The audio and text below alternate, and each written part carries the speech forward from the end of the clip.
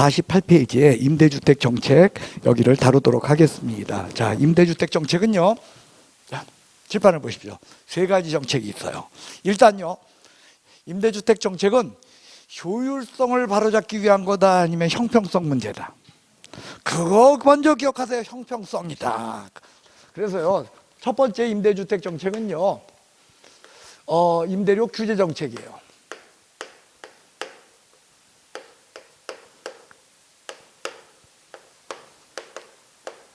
그러니까 다른 말로 하면 이게 상한가 규제예요.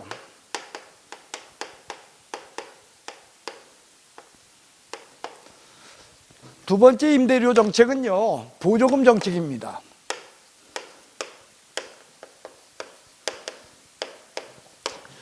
세 번째 임대주택 정책은요,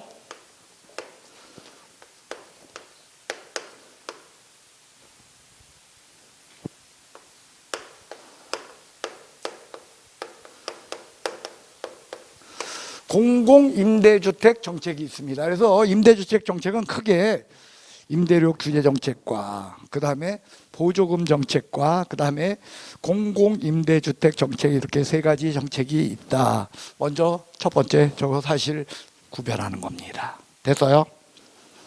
여기에서 공공임대주택 정책은 직접 규제예요. 왜? 국가가 공공임대주택 직접 지어서 사람들한테 내주니까. 그죠? 그래서 여러분들 공공임대주택 하면 여러분들 뭐가 떠오르냐? 여러분들 나이에 맞는 거 있잖아. 행복주택, 그죠? 행복주택. 젊은 층, 그죠? 젊은 층 하면 행복주택 아니야. 행복주택 정책, 이런 것들이 공공임대주택 정책의 대표적인 그런 예입니다. 자, 여기에 대해서 보조금 정책은 돈 갖고 하는 정책이니까 무슨 정책? 직접 규제, 간접 규제. 간접 규제였어요. 근데 이거 아까 얘기했어. 임대료 규제, 상한가 규제 정책은 직접 정책이 규제다, 간접 개입이다. 직접 개입이다, 합격입니다. 얘는 여러분들 쟤는 직접 개입이지 간접 개입 아니다. 이렇게 이야기했어요. 자, 임대료 규제 정책은 뭐냐면 이거요.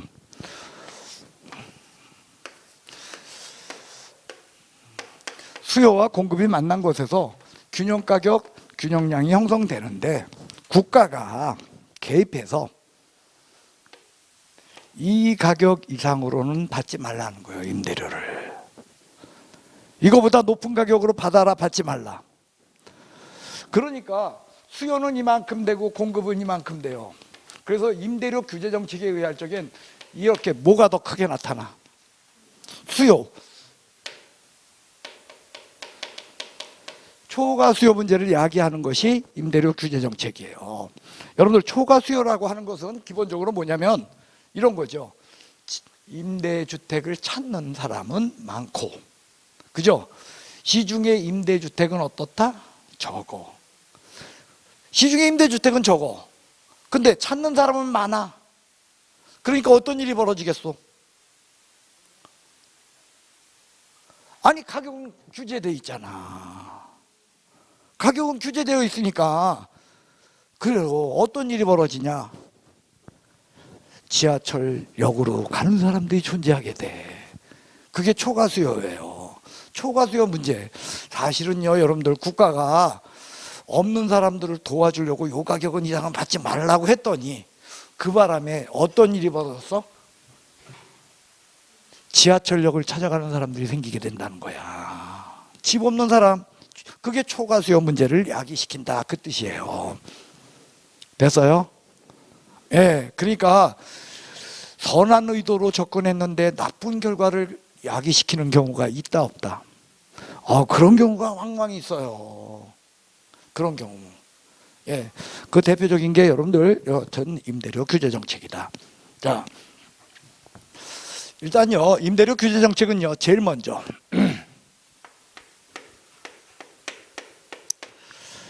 자, 여러분들 알고 제가 단기 장기를 거미집 이론이라는 걸 수업하면서 이런 이야기를 했어요. 단기에는 수요가 움직이고, 그죠?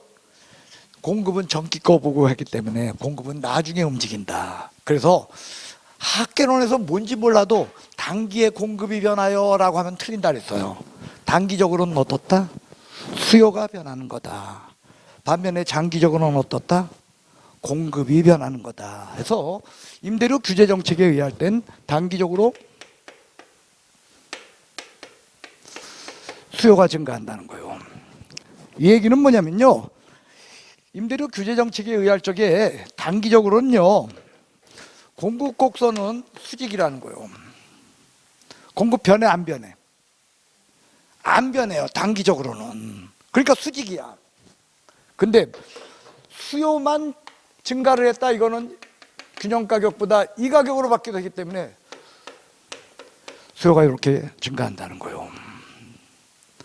근데 여러분들 알다시피 부동산은요, 다른 재화에 비하여 탄력적이다, 비탄력적이다? 네? 그렇죠. 어떻게 외웠어 우리? 주부대세 용기 하면서 부동산은 다른 재화에 비하여 비탄력적이야. 그러니까 여러분들 요게 수요가 증가하더라도 이렇게 비탄력적이기 때문에 수요가 증가가 많이 나타나, 미미하게 나타나, 아주 적게 나타나요. 비탄력적이다 보니까. 그래서 수요가 증가하지만 공급이 변하지 않고 비탄력적이기 때문에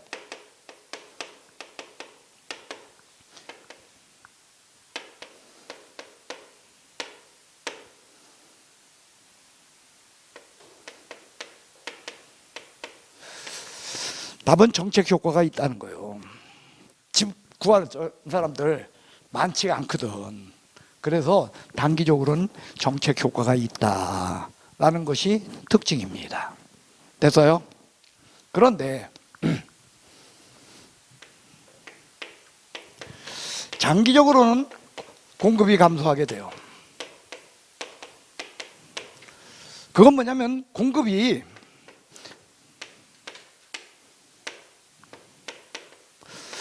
용도가 전환돼서요. 그죠? 여러분들 부동산은 용도의 다양성이라고 하는 문제를 이야기하면서 그랬어요. 용도가 전환되게 되면은, 그죠? 비탄력적인 게 어떻게? 탄력적으로 바뀐다. 그래서 주부대세 용기 할 때 용이 뭐요? 용도가 다양할수록 용도 전환이 용이할수록 탄력적으로 바뀐다. 그렇게 수업했었어요. 용. 그래요. 그게 뭐냐면 장기에 이르러서는 단기적으로는 이렇게 수직이었던 공급 곡선이 장기적으로는 이렇게 바뀐다는 거예요. 이렇게 바뀌는 거, 요 왜 이유가 뭐야? 용도가 어떻게 돼서? 용도가 다른 용도로 바뀌어 버린다는 거예요. 왜냐면 여러분들 공급자야. 임대주택을 공급하는 사람인데 뭐냐, 이 가격 이상 못 받게 해. 정상적으로 이 가격을 받아야 되는데 국가에서 이 가격 이상을 못 받게 해. 그러면 임대료 수입이 재미있다, 재미없다. 그러니까 빠져나간다는 거야. 빠져나가는 게 이쪽으로 옮기니까 초과 수요가 이만큼이 더 어떻게 된다? 초과 수요가 늘어나. 그래서 공급의 감소로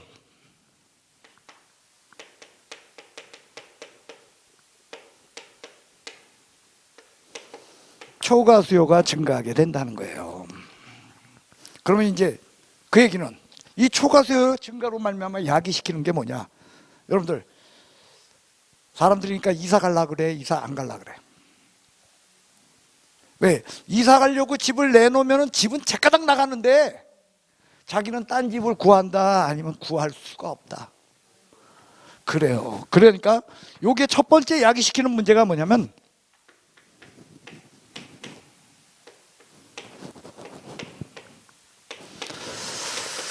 공급의 감소로 초과 수요가 증대하기 때문에 함부로 집을 못 내놔요. 됐어요? 그러니까 거주 이전을 제한하게 된다. 그게 첫 번째 의미예요. 두 번째, 여러분들 용도가 전환됐죠? 딴 걸로 전환됐죠? 그러니까 임대주택이 다른 용도로 바뀌어버렸어.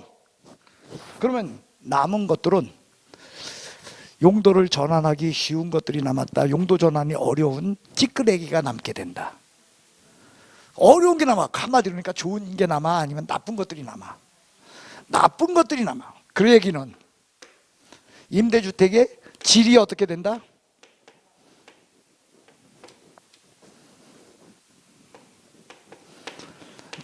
임대주택의 질이 떨어지게 돼요. 저런 일을 막게 된다는 거예요. 세 번째, 그러면 요만한 사람들은 집을 구하는데 집을 구해 못 구해? 집을 구해 못 구해?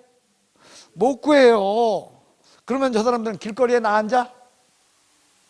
길거리에 나앉냐고? 길거리에 나앉을 수는 없잖아.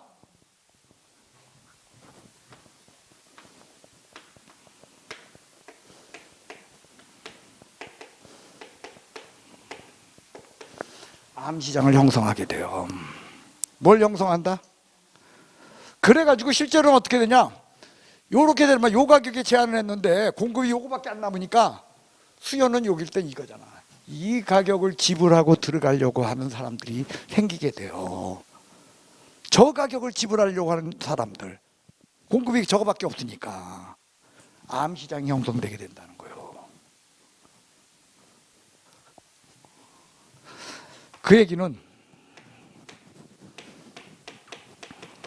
이중 가격 문제가 생긴다는 거예요. 됐어요? 무슨 가격 문제?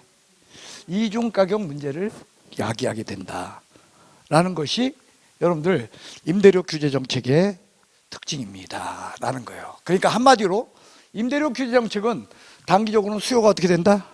증가하는데, 수요가 증가하면 원래 가격이 오르는데 꽉 눌러놨으니까 가격은 오른다, 오르지 못한다. 근데 초과 수요의 문제를 야기한다. 근데 부동산은 단기적으로 볼 적엔 여러분들 수요의 증가가 미미해. 왜? 비탄력적이라서. 그래서 정책적 효과가 단기에는 있다. 근데 장기적으로 보면 수요, 그렇죠. 공급이 감소해. 공급이 감소하는 바람에 초과 수요가 더 늘어나게 돼서 장기적으로 그러니까 정책 효과가 있다 아니면 정책 효과를 잃어버리게 된다. 정책적 효과를 잃어버리게 된다. 잃게 된다라는 것이 임대료 규제 정책의 특징으로 장기적으로 해결해야 된다. 단기에 해결해야 된다. 그 다음 뭔지 몰라도요. 뭔지 몰라도 답은 B가 더야. 탄력적일수록 비탄력적일수록 그런 얘기가 나왔을 땐 비탄력적일수록이 답이야. 뭐가 더 답이야? 자, 이거요. 임대료 규제 정책은 정책 효과가 수요와 공급이 탄력적일수록 정책 효과가 크다. 비탄력적일수록 정책 효과가 크다. 그렇습니다. 여기 완전 비탄력일 때 단기적으로 이때가 장기적으로 탄력적으로 바뀌었을 때보다는 효과가 크고요. 그 다음 같은 수요 곡선이라도 여기요. 이처럼 고추선 비탄력적일 때 탄력적일 때보다 뭐가 적어? 초과 수요가 적어요. 초과 수요가 적다는 건 집 못 구하는 사람이 적다는 거야. 그래서 정책 효과가 크다. 다시요. 수요와 공급이 탄력적일수록 정책 효과가 크다. 비탄력적일수록 더 크다. 뭔지 몰라도 뭐라고? B가 더 비탄력적일수록 더야. 자, 임대료 규제 정책이에요. 얘는 그러니까 단기적으로 피고 장기적으로 저 정책을 끌고 가서는 안 된다는 거예요. 그런데 우리나라는 그러면 임대료 규제 정책을 지금 하고 있다 안 하고 있다? 어떻게 알았어? 이거 하고 있는데 이게 그건지도 몰라 우린. 이게 그건지도 몰라.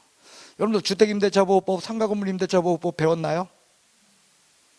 알지요 그래도. 그러면 여러분들 그거 알잖아. 여러분들 계약기간 동안에 사정 변경으로다가 임대료를 증액할 적에 몇 프로 이상을 증액 못해? 천재네. 5% 이상 증액 못한다. 그게 뭐야 일종의? 상한가 규제하는 거예요. 임대료 규제예요. 5% 증액을 못해요. 그러면 여러분들 저를 좀 보시오. 5% 증액 못한다면은 임대인 입장에선 이 사람들한테 계속 데리고 있으려 그래. 이거 집 내가 쓸 거니까 당신 나가시오 하고 내쫓겠어. 나가라 그러게 되겠죠. 임대인 입장에서 나가라 그래. 그래요. 오히려 보호해 주려고 하던 것이 임차인을 어떻게 길거리로 내모는 현상이 벌어지게 돼요. 그래서 이걸 방지하기 위해서 계약갱신 요구권이라는 걸 별도로 두고 있잖아요. 그래서 주택의 경우는 4년, 상가의 경우는 10년이라는 계약갱신 요구권이라는 걸 두게 돼요. 또 그러니까 이 사람들은 이런 식으로 정책을 펴요. 이걸 임대인 입장에서는 이런 식으로 해. 아니면 뭐 프리계약이니 뭐 이래 가지고서 그죠? 보증금 안 올리고 뭘로만 월세로만 조절하는 정책을 피잖아요. 작전을 피우잖아요. 그러면 월세로다가 이게 조절하니까 다시 이제는 보증금 월세 전환 시에 주택임대차보호법엔 기준금리 플러스 얼마? 뭐 2.5%인가요? 3%인가? 그죠? 한가건물임대차보호법은 기준금리 곱하기 얼마? 그거 넘어서면 안 된다. 또 그런 걸 또 만들게 돼요. 그러면 사람들은, 임대인들은 또 그렇게 한다 아니면 또 거기에서 또 그 프리계약 해가지고서 임대료에 대한 건 적지 않는다. 임대료는 적지 않아요. 그러니까 뭐냐면 보증금은 적고 임대료는 적지 않는 계약을 해요. 뭐만 있어? 계약서상에 보증금만 있어요. 임대료는 적지 않아요. 왜? 얼마 올렸는지 모르게, 얼마 바꿨는지 모르게 해. 그런 걸 하게 돼요. 한마디로 계속적으로 이거 임대료 규제 정책이 있게 되니까 어떤 일이 벌어져? 법을 어기는 현상. 그 법을 어기는 현상이 여기서는 몇 번이야? 3번이야. 암시장이 형성되는 거야. 그게 몰래 가격을 올리는 현상이 벌어진다는 거예요. 그러니까 법이 요구하는 가격과 그 다음에 시장에서의 실제 가격, 이 암시장 가격은 여러분들 균형 가격보다 낮게 나타나 높게 나타나. 그거 아까 보여줬어요. 이거요, 그냥 시장에서만 남겨놨으면 이게 균형 가격이었는데 임대료를 여기다가 규제했더니 공급이 이거기 때문에, 이게 공급 아니야. 이때의 수요는 얼마야? 그래서 이게 암시장 가격으로 균형 가격보다 높은 데서 국가는 선한 의도로 균형 가격보다 낮은 이 가격 이상을 받지 말라 하고 누구를 보호했더니 임차인을 보호했더니 집 없는 사람들의 등장으로 말미암아 이 사람들은 길거리에 앉을 수는 없으니까 어느 가격이라도, 이 가격이라도 지불하려고 하는 그런 용의를 갖고 들어간다는 거예요. 그래서 이 가격을 지불하는 사람은 차라리 그냥 놔뒀을 때보다 가격을 어떻게 더 높은 가격에 지불하고 들어가게 된다라는, 이게 임대료 규제 정책에 대한 내용으로서 다시 한번 여러분들 철저히 가세요. 초기에는, 즉 단기적으로는 임대료를 규제하니까 공급 곡선은 어떻다? 수직이야. 임대료를 규제하는 바람에 뭐만? 그렇죠, 미미한 초과 수요의 문제만 생겼어. 그죠? 그러니까 단기적으로는 정책 효과가 어떻다? 있다는 거요. 됐어요? 근데 장기적으로는 공급 곡선이 어떻게 돼? 돌아가. 즉 탄력적으로 바뀌어. 됐어요? 왜 탄력적으로 바뀌어? 지웠네. 용도의 전환. 합격이요. 용도가 다른 용도로 바뀌어 나간단 말이야. 그래서 좋은 것들 빠져나가. 그 얘기는 뭐 어떻게 된다? 질적 제한. 그리고 사람들은 한번 직구한 사람들, 그러니까 이사 가려고 한다. 그냥 버티려고 한다. 그래서 그 버티는 것을 법으로 보여주기 위해서 계약갱신 요구권 같은 거 막 만들어 놔주는 거야. 버티려고 하는 거예요. 그 바람에 직구하는 사람들은 집을 구할 수 있게 된다. 더 못 구하게 된다. 그래서 무슨 인가가 형성돼? 이게 여기 논리야. 이게 그렇게 어렵소? 아니면 별거 아니요? 별거 아니죠. 근데 시험에서 못 맞춰. 왜? 다 잊어버리니까. 여러분들이 논리적으로 이렇게 추론해 나가는 것이 쉽지는 않아요. 이게 그러니까 자꾸 틀리고 자꾸 잊어버리고, 그래서 결국은 어떻게 하는 거예요? 잊어버리고 또 하고 잊어버리고 또 하고 잊어버리고 또 하고 하면서 여기 하는 거야. 다만 여러분들이 정확하게 알아놔야 될 것은 이 부분입니다. 단기적으로는 수요가 증가하고 장기적으로는 공급이 감소하는 것이 임대료 규제 정책의 특징이야. 그리고 좋은 얘기 적혀 있어, 안 좋은 얘기 적혀 있어. 좋은 얘기 적히면 틀려. 됐어요? 그 다음 두 번째, 보조금 정책이요. 자, 보조금 정책은요, 첫째 이거요.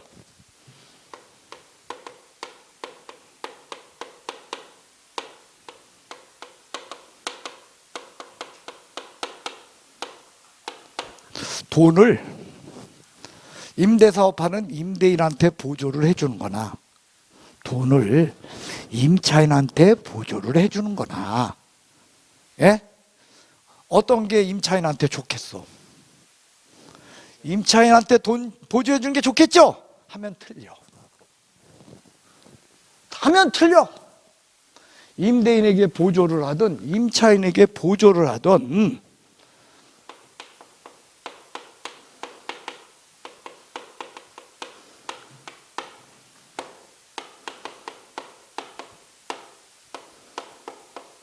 전가현상으로 인하여 동일한 결과를 낳게 돼요.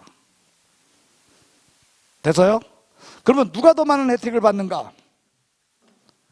절 좀 보시오. 아까 탄력적일수록 더, 비탄력적일수록 더. 그래요.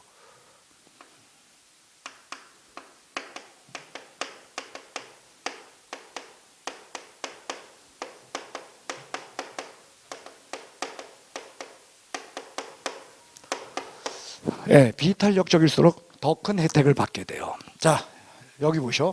임대인한테 50만 원을 줬어요.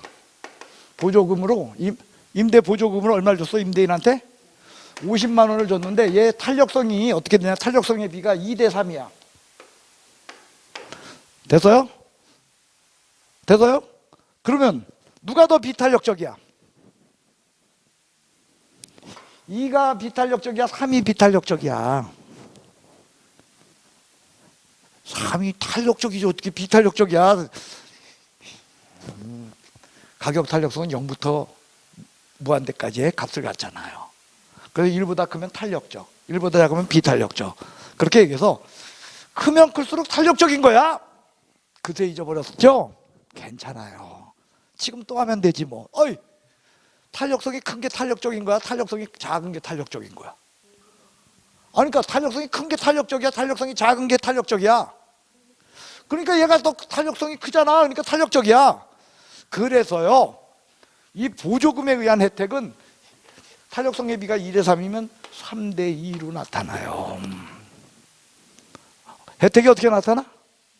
그래서 50만 원에 대한 혜택을 임대인이 30만 원 받고 임차인이 어떻게?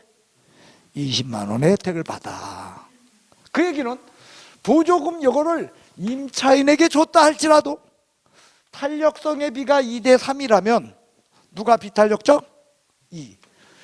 그러니까 역으로 나타나. 3대 2로 나타나니까 이 사람이 얼마 혜택? 30만 원. 이 사람이 얼마 혜택? 결과가 다 달라. 같아요. 자, 첫 번째 얘기요. 임대인에게 보조금을 주든 임차인에게 보조금을 주든 전가현상으로 인하여, 그죠? 그 결과는 동일하게 나타난다. 됐어요? 그래서 임차인과 임대인 중에서 누구에게 더 큰 혜택이 돌아가는가는 뭐에 의해 결정된다? 탄력성. 근데 탄력적인 자가 혜택이 크다, 비탄력적일수록 혜택이 크다. 그래서 절 좀 보시오. 뭐라고 외우라고? 항상 비가 더. 여기 보세요. 임대료 규제 정책은 수요와 공급이 탄력적일 때 규제 정책의 정책적 효과가 크다, 비탄력적일 때 정책적 효과가 크다. 천재네. 비탄력적일수록. 여기 누가 더 큰 혜택을 받는다? 천재네. 됐어요? 두 번째,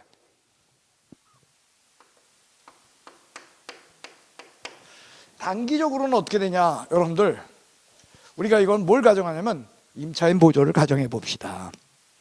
왜냐하면 이건 정책적 효과는 동일한데요, 이게 차이점이 있다면 임대인을 보조를 주게 되면 이런 일이 있겠죠. 보조금 모든 임대인이 다 받는 거야? 아니면 보조금 받는 임대인과 받지 않는 임대인으로 나뉠까요? 받는 임대인과 받지 않는 임대인으로 나뉘게 돼요. 그럴 적에 임차인 입장에서는 보조금 받는 임대인한테 가서 임차하고 사는 게 좋아? 받지 않는 임대인한테 들어가는 게 좋아? 예? 받지 않는 임대인한테 들어가면 어떡해? 어디로 들어가는 게 좋아? 그래서 국가에서는요, 저 임대인 보조 정책이 지금 어떻게 나오냐면 공공임대주택, 저기 임대주택법상 임대사업자 등록이라고 하는 걸로 나타나잖아요.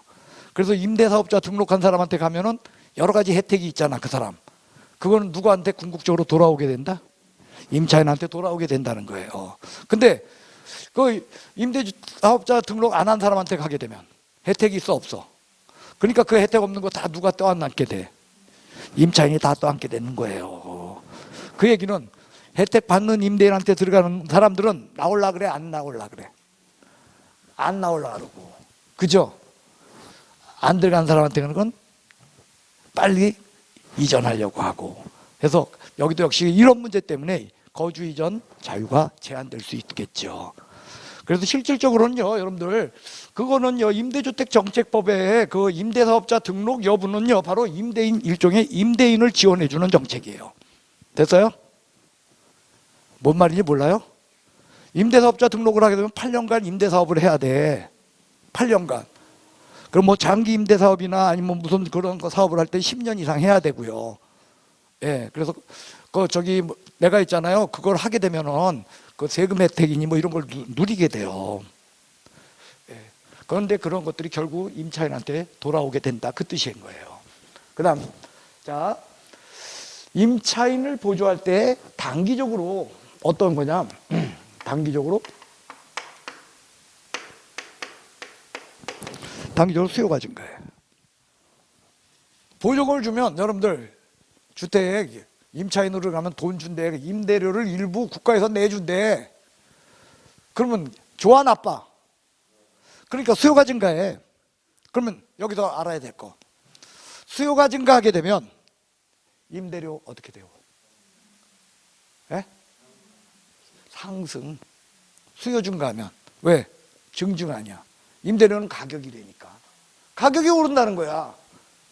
수요가 증가하면 가격이 올라. 그럼 누가 좋아? 단기적으로는 수요가 증가하기 때문에 임대인한테 혜택이 돌아간다는 거예요. 네, 이렇게 돼요. 됐어요? 그러면요, 여러분들 봐봐. 임대사업 하니까 돈 돼, 안 돼? 임대인들이 혜택 도라고 하니까 돈 되죠. 그 얘기는 장기적으로는 임대인이 돈 되니까 공급이 어떻게 된다? 공급이 증가야. 그럼 공급이 증가하면 임대료 가격은 어떻게 돼? 그렇죠. 공급 증가하면 증감 아니야. 가격은 떨어져. 임대료가 하락해. 그럼 누가 혜택이야?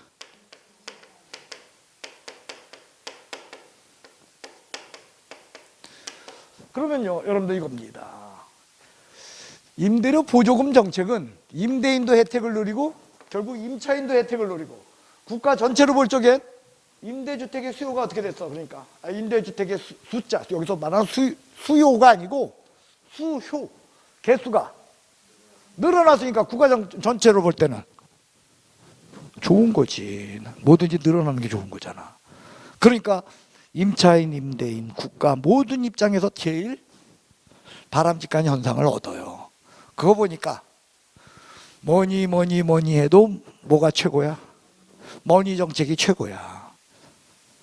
머니 정책이 어떤 거야 여기서? 보조금 정책. 보조금이라는 그 돈으로 정책을 하니까, 그죠? 수요도 증가하고 공급도 증가한다. 국가 전체로 좋아.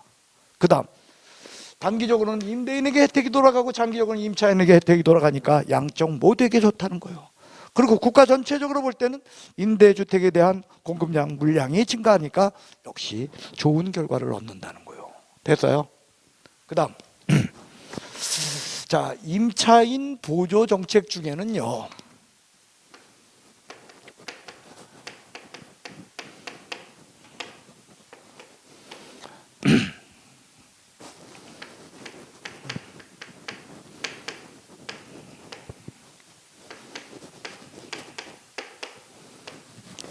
가격 보조 정책과 소득 보조 정책 두 가지가 있다는 거예요. 자, 저건 한번 이야기를 하면 이런 거예요. 소득 보조 정책은 현찰로 주는 거야.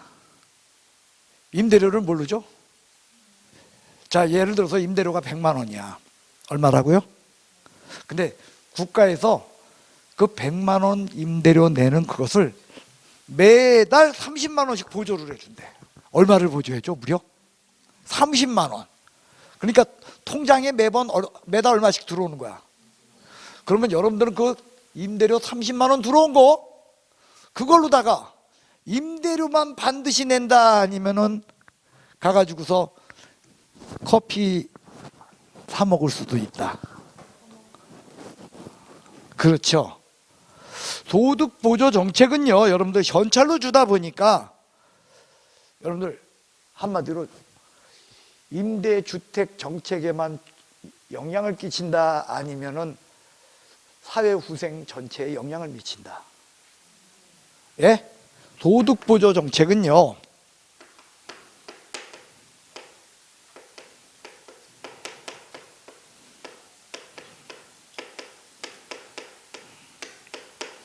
사회후생 전체에 영향을 크게 나타난다는 것이 소득보조 정책의 특징이에요.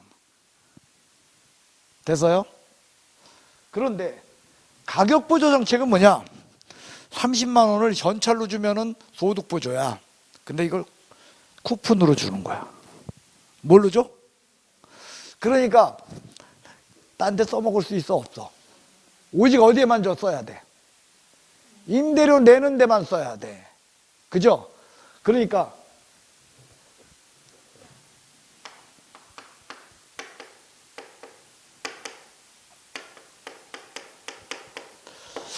가격보조 정책은 정책적 효과가 크다는 거예요. 돼서요? 자, 한번 우리가 이거 한번 의미해 보세요. 여러분들 소득보조 정책은 국가에서 30만 원 임대료 보조해 줬거든? 근데 그 돈 딴 데다 쓰다 보면 임대료 그 돈으로 반드시 낸다, 못 낼 수도 있다. 이거 못 낼 수도 있어, 여기는. 근데 국가는 그 돈을 30만 원을 준 게 뭐 사 먹으라고 준 거야? 아니면은 임대료 내라고 준 거야? 그렇죠. 그러니까 여기는 여러분들 정책적 효과가 조금 떨어질 수 있다는 거예요. 근데 여기에선 쿠폰으로 주니까 세상 없어도 그걸로 뭐 하는 거야? 그건 임대료 내는 데 쓰는 거야. 그러니까 임대료 잘 낼 거 아니야. 그러니까 정책 효과는 이쪽이 더 크다는 거예요. 다시요. 가격 보조와 소득 보조 중에서 정책 효과는 어떤 게? 예, 가격 보조. 그 다음에 사회 전체의 후생 효과는 어떤 게? 소득 보조. 여기 보시오. 뭐요? 시옷. 여기 보시오. 뭐요? 시옷. 자, 다시요. 사회 전체 효과 어떤 게 커? 됐어요. 그래요. 그 다음 정책적 효과 가격 보조. 됐나요? 그러면 여기서 묻습니다. 그럼 가격 보조는 사회 후생 효과 없다, 있다? 가격 보조도 사회 후생 효과는 있어요. 없다면 틀려. 왜 그러냐면 보세요. 자, 저 좀 보시오. 신랑 봉급이 300이야. 그러면 임대료가 100만 원이었잖아. 100만 원 임대료 내면 얼마 갖고 먹고 살아야 돼? 200만 원 갖고 먹고 살겠죠. 그런데 30만 원짜리 쿠폰이 나왔어. 그러면 임대료 100만 원 내, 아니면 30만 원 쿠폰에다가 70만 원만 합쳐서 내면 돼. 그러면 남는 돈 얼마야? 그러면 230 갖고 먹고 살잖아. 그러니까 결국은 다른 사회 경제 전반에 걸치는 영향 없다, 있다. 그래도 있다는 거야. 그러니까 가격 보조는 정책적 효과가 크나 사회 전체의 후생에 미치는 영향은 없다라고 하면 틀려. 얘보다 어떨 뿐이야? 작게 나타날 뿐이지 뭐 다 좋은 거야. 자, 여러분들 절 좀 보시오. 이쪽은 뭐 나오면 틀려? 좋다 나오면 틀려. 좋다 나오면 틀려. 근데 이쪽은 뭐가 나오면 틀려? 나쁘다 나오면 틀려. 뭐든지 다 좋다야. 여기는 뭐니 뭐니 해도 뭐가 최고야? 뭐니가 최고라니까. 여기가 임대료 보조 정책이에요. 세 번째로 공공임대주택 정책이에요. 자, 공공임대주택 정책은요, 여러분들 한번 예를 들어 볼게요. 지금요, 사적 시장에 임대주택 공급량이 100만 호고요. 그리고 임대주택 수요가 100만 호였어요. 여기에 국가가 공공임대주택을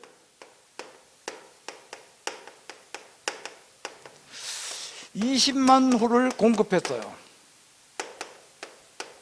그러면 사적 임대주택에 있던 요 사람들 중에서 일로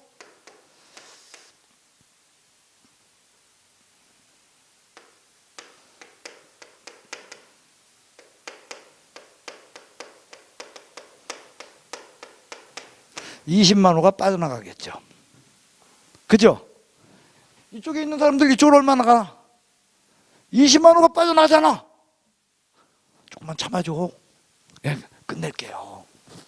이렇게 빠져나가게 되면 어떻게 되냐면은 여기요, 사적 시장에 단기적으로 얘가 20만 호가 빠져나가니까 몇만 호가 남는다?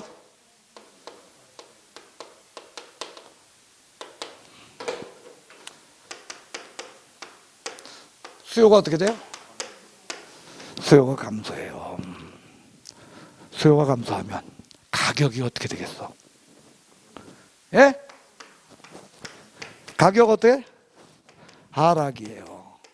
그러면 공공임대주택으로다 왜 20만 호가 빠져나갔어?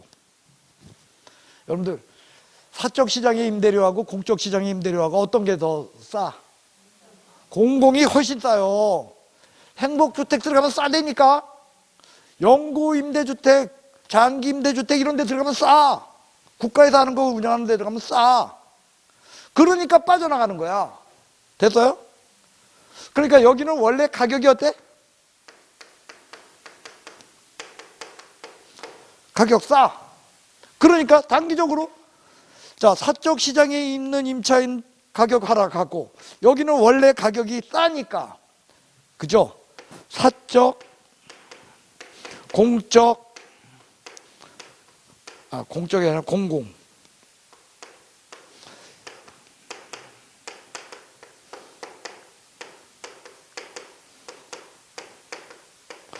모두 혜택이 돌아온다는 거예요.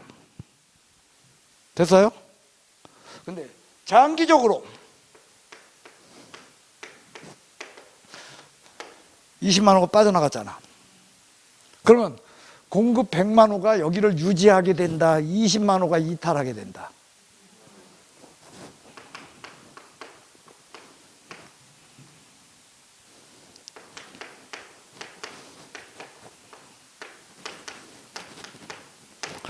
사적 시장의 공급이 감소해요. 공급이 감소하게 되면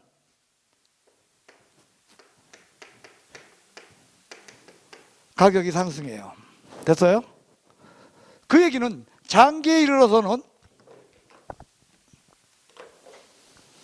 공적 시장의 임차인은, 그러니까 공공시장의 임차인은, 공공임대주택의 임차인은 혜택이 유지되나, 그러나 사적 시장의 임차인은 혜택을 계속 유지한다, 아니면은 혜택 사라진다. 그리고 국가 입장에서 볼 적에는 공공임대주택을 지어가지고 전체 임대주택을 얼마를 만들고 싶었는데, 120만 호를 만들고 싶었는데, 장기적으로 여기에 임대인이 공공 사적 시장에서 20만 호가 빠져나가니까 전체 시장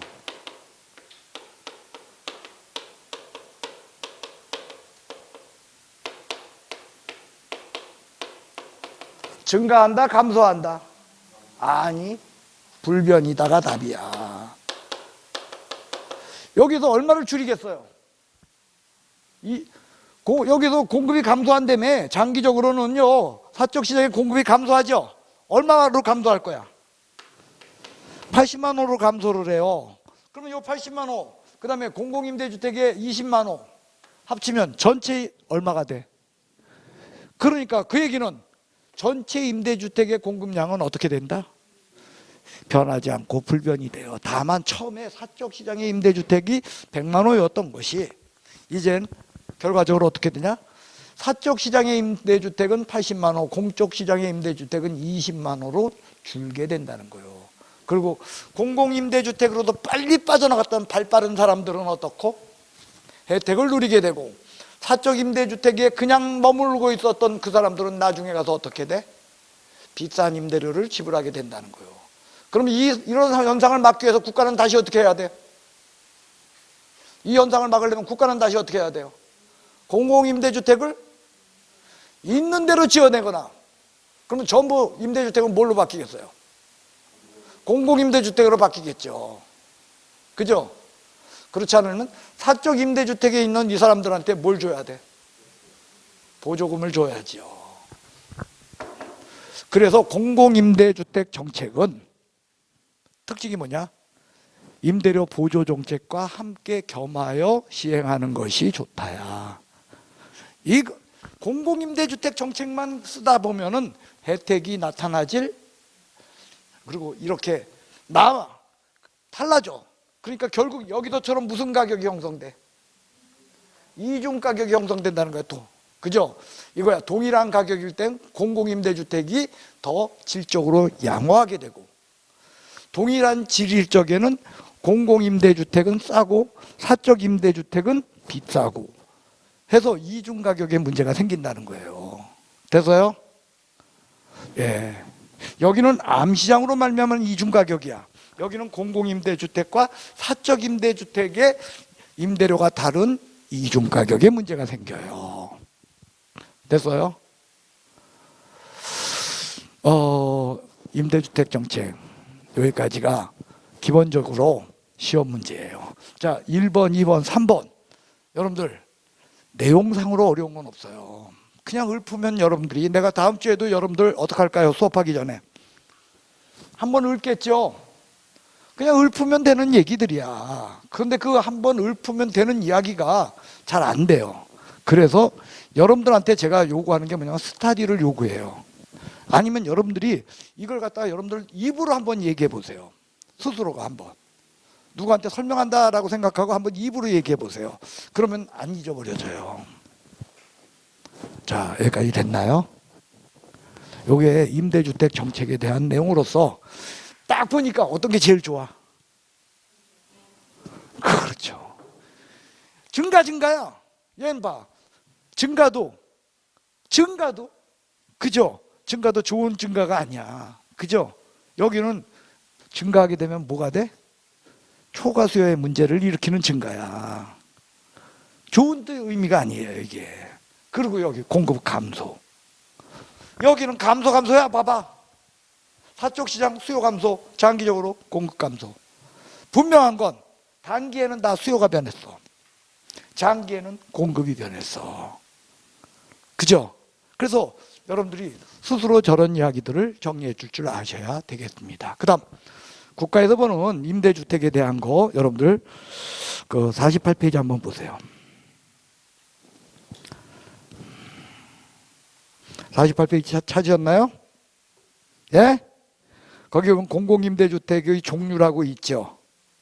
예, 일단 영구 줄쳐놓으세요. 그래놓고 줄쳐놓으세요. 50년. 영구는 몇 년? 그 다음에 국민 줄치세요. 30년. 국민은 뭐요? 30년. 그 다음에 행복 줄치세요. 줄쳤어요? 거기에 보면 젊은 층. 여러분들 있잖아. 여러분들 같은 29살짜리들. 요게 행복주택이죠. 그래서요, 이 행복주택은요, 여러 가지 이름으로다가 많이 나오죠. 예, 정말 행복주택 많이 쏟아집니다. 예, 젊은 층들을 위해서. 그 다음에 장기전세주택 있죠. 거기요, 전세 줄쳐놓으세요. 저 좀 보시오. 저 좀 보시오. 잠깐 고개 들어. 임대하고 전세가 어떻게 다르고? 임대하고 전세가 어떻게 다른 거야? 그렇죠. 월세 내면 임대고 월세 없으면. 그러니까 장기 전세주택은 월세 내는 거야, 안 내는 거야? 읽어봐. 한번 볼까요? 장기 전세주택은 전세계약의 방식으로, 그게 그 뜻이야. 여긴 임대료 안 내. 장기 전세주택은 그러니까 임대료 낸다 하면 틀려. 전세계약 방식으로 줄쳐놓으세요. 됐어요? 그 다음, 그건 잘못된 거고. 예, 분양전환 공급 임대주택이라고 돼 있죠. 예, 자, 절 좀 보시오. 이걸 이렇게 하는 거야. 7년 동안이면 7년 동안, 10년 동안이면 10년 동안 여기에서 너가 임차인으로 살면 7년 기간 지나게 되면 이제 그거 그때 뭐 해준다 너한테? 분양권으로 바꿔준다. 그때 이제 너가 그러니까 소유권으로 바꿀 수 있는 거야. 이런 주택들 없어? 과거에 되게 많았어. 지금도 많아. 그래 이런 거 노리고 들어가는 사람들 많잖아. 그러면 여러분들 이게 그 의무 사용 기간 끝나게 되면은 그때는 이거 분양권으로 바꾸게 되니까 가격이 그때 어떻게 돼? 가격이 활짝 뛰지. 그러니까 꾹 참고 살아야지. 그죠?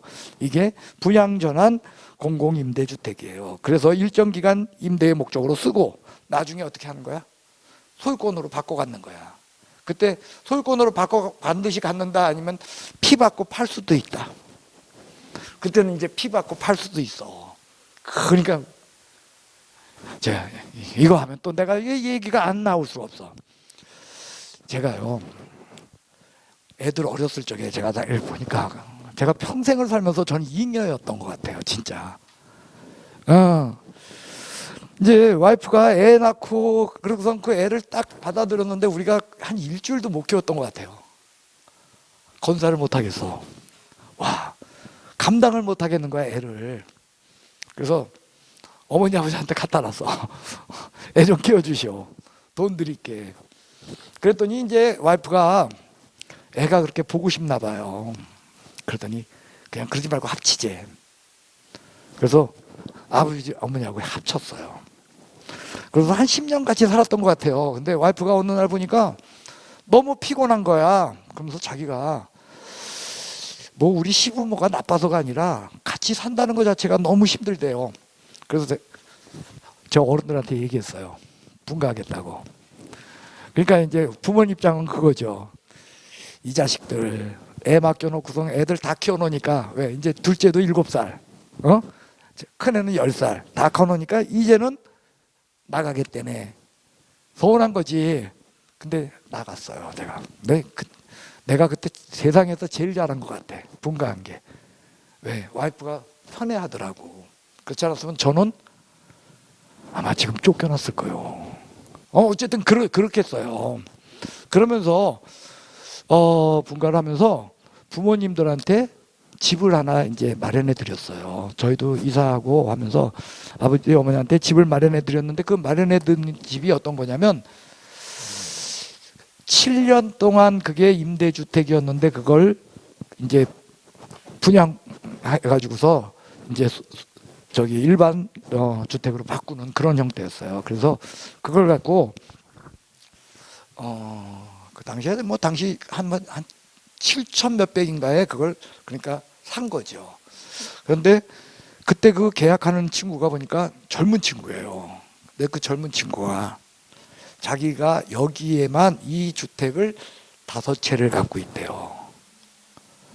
그래서 그게 뭐냐, 그 당시에 얘가 그 임차인들한테 임차인 계약 기간이 끝나기 전에 미리 산 거야. 그러니까 불법이죠.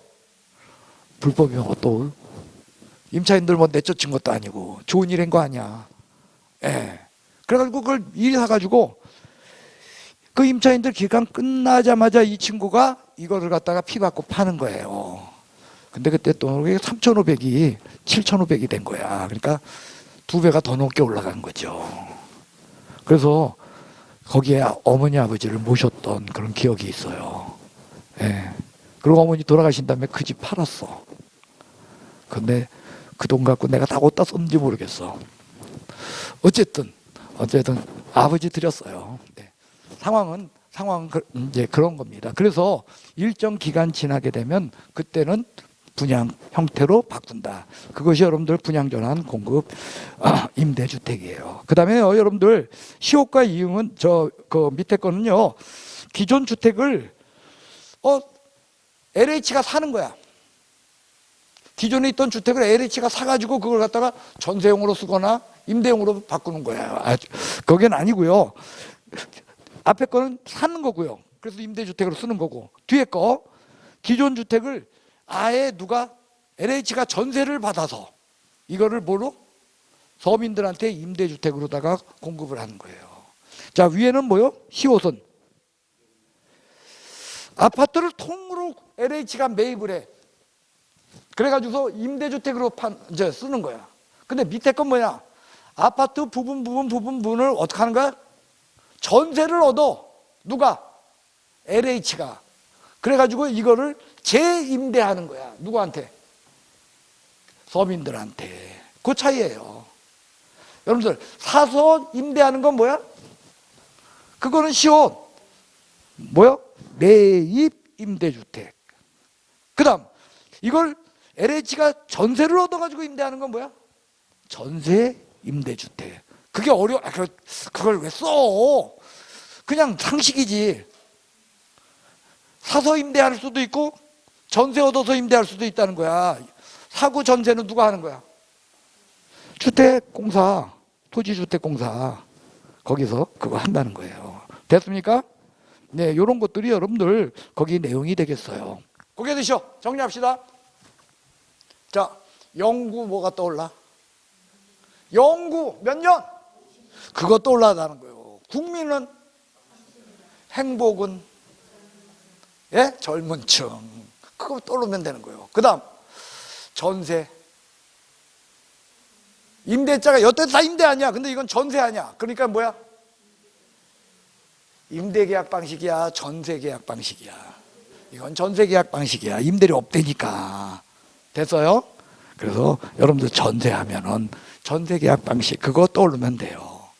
그 다음에 분양전환 임대주택도 있을 수 있고, 매입 임대할 수도 있고, 그 다음에 전세 얻어서 임대할 수도 있고.